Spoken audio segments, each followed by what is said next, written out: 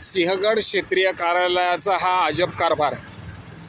धायरी फाटा आरोग्य कोटी अंतर्गत असलेल्या या पुलावर पुणेकर नागरिकांनी हा टाकलेला कचरा आहे, जिथं आरोग्य निरीक्षकांनाही दिसत नाही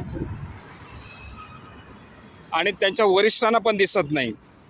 हे पुणे शहरातून गेलेला हा कॅनॉल, जो नंतर पुढे स्वारगेट मार्गे पुढे जातो, या कॅनॉलवर जो ब्रिज बांधलेला आहे त्या ब्रिजवर हा कचरा टाकलेला आहे. धायरी फाटा आरोग्य कोटीचे आरोग्य निरीक्षक आणि त्यांचे वरिष्ठ आरोग्य निरीक्षकांना याकडे लक्ष द्यायला वेळ नाही.